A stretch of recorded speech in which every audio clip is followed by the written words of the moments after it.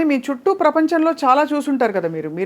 మీరు తొణకకుండా ఇలా ముందరికి తల వంచుకుని, తల దించుకొని వెళ్ళిపోయినా కూడా చుట్టూ ఉండే ప్రపంచం చాలా రకాల కథలు, చాలా రకాల ఉదంతాలు జరిగిపోతూ ఉంటాయి. అప్పుడు మీరు స్పందించేవారా? కోపం వచ్చేదా? మీకు బాధొచ్చేదా? అంటే ఫలానా వాళ్ళు సావిత్రి గారి గురించి మాట్లాడతారు. చాలామంది హీరోయిన్‌ల జీవితాలు, జిక్కీ గారి జీవితం అంటారు. మాట్లాడతారు కానీ మాట్లాడినప్పుడు మనం ఏం చేయలేం కదా, మనం మాట్లాడలేం, మనం తిరిగి మాట్లాడలేం, మాట్లాడకూడదు కూడా.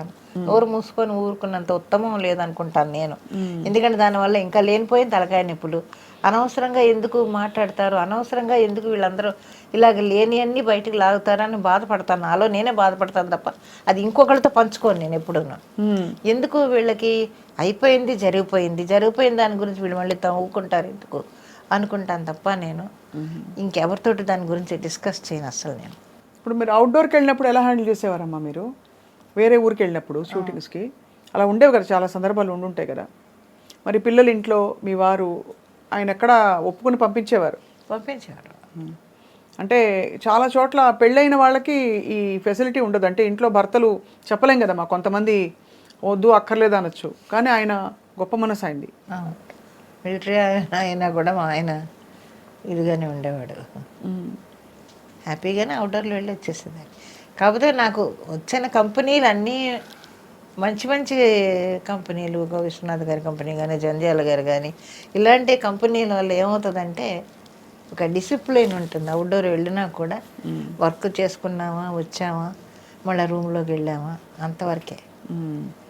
వర్క్ అయిపోయిందా హ్యాపీగా ఇంటికి పంపించేసేయడం. ఇది మరి స్త్రీలకి సురక్షితమైన ప్లేస్ కాదంటారు ఇండస్ట్రీ, మీరు ఒప్పుకుంటారు అలా?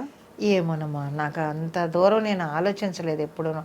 ఆలోచన కూడా రాదు నాకు. ఎందుకంటే చెప్పాను కదా, ఒక చిన్న జీవితం అక్కడ అలా గిరిగీసుకొని ఆ గిరిలోనే నేను ఉన్నాను తప్ప అది దాటి ఎప్పుడు బయటికి వెళ్ళను. ఒక్కటి మాత్రం నేను చెప్తానమ్మా, ఏదైనా కూడా మన ఇష్టం లేనిదే ఎవ్వడం మనల్ని ఏం చేయడు. ప్రపంచంలో అంతే, అది మన ఇష్టం లేనిదే ఎవడు మన దరిదాపులకు రాడు. ఇప్పుడు వాడు అలా వచ్చినాడు, మనం కళ్ళు ఎరచేసి అలా చూసిన వాడు అక్కడే ఉంటాడు, ఒక అడుగు ముందుకు రాడెవడను. ఒకవేళ మన మీద ఇష్టం లేదనుకోండి, వాడి సర్కిల్లోనే మనల్ని వేరు పెడతాడు తప్ప ఇండస్ట్రీ మొత్తం చెప్పలేడు కదా. అవును, ఇండస్ట్రీ మొత్తం పబ్లిసిటీ చేసి ఈవిడ అలాగే ఇలాగని చెప్పుకోలేడు కదా. కరెక్ట్. వాడి పరిధిలోనే వాడు మనకి వేషాలు ఇవ్వడం, అంతవరకే, అంతే తప్ప ఎవరు మనల్ని వాడి పరిధిలో వేషాలు ఇవ్వడానికి కూడా ఒక విధమైన హింసే అమ్మా అది. ఎందుకంటే ఎవరో నేను చెప్పినట్టు నువ్వు చేయకపోతే నీకు ఇవ్వని వేషాలు అంటే తప్పే కదమ్మా. తప్పే ఏమైనా ఇంకంతే, అంతటితో ఆపేయడం ఇంకంతే, దాని గురించి ఆలోచించకూడదు ఇంకా. ఇప్పుడు ఎవరైనా కూడా మన ఇష్టం లేనిదే ఎవరు మన దరిదాపులకు రారు. అది మాత్రం నాకు బాగా అనుభవం. చూసి ఇలా కళ్ళు ఎరచేస్తే అక్కడే ఆగుతాడు వాడు, ఎందుకు ముందుకు వస్తాడు, అంతే. దాన్ని తప్ప మనం ఏం చేయలేము. ఎవరు మనల్ని వేలు పెట్టి చూపించేంత పరిస్థితి మనం తెచ్చుకోం కదా. చాలా జీవితం చూస్తారమ్మా మీరు. అంటే అఫ్కోర్స్ మీ వయసుకి తగ్గట్టే మీరు చూశారు. అయినప్పటికీ చాలా లోతుగా జీవితం సారం అర్థం చేసేసుకున్నారు మీరు. అయితే ఇప్పుడు వెబ్ సిరీస్లు, టీవీ సీరియల్స్ అన్నీ చేస్తున్నారు కదమ్మా మీరు.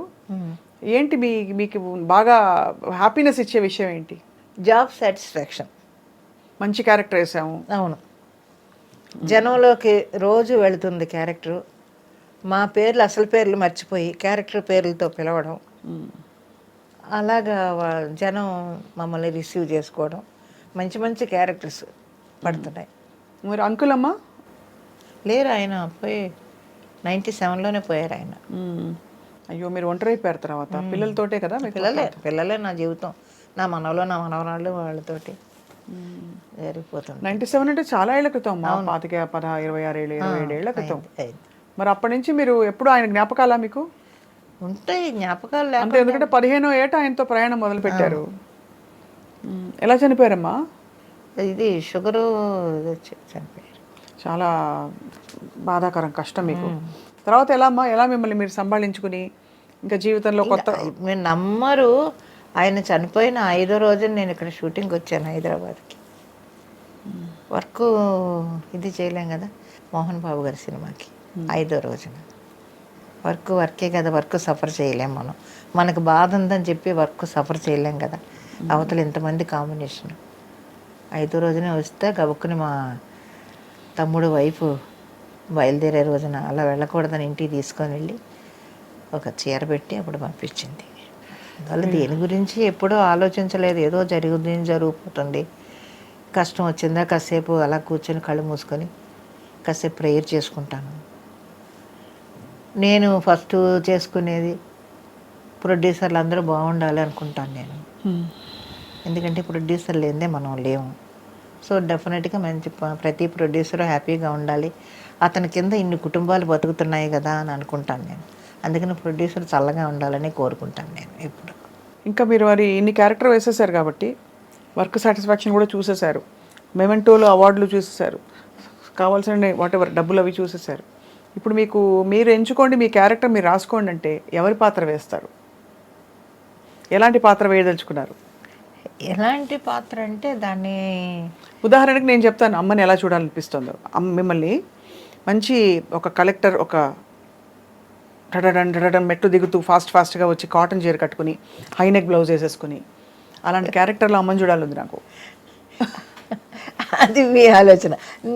ఏ క్యారెక్టర్ అంటే నా ఆలోచన. మీ ఆలోచన చెప్పండి. బాగా ఓల్డ్ క్యారెక్టర్, బాగా ముసీలుది అయిపోయి వణుకుతూ వచ్చి అలాంటి ఒక క్యారెక్టర్ ఆ గెటప్లో ఎలా ఉంటారని నేను ఆలోచిస్తున్నాను. అది మన ఇద్దరికి డిఫరెన్స్ చూడండి మరి. అదే కానీ మీకు అలాంటి క్యారెక్టర్ కష్టం అమ్మా.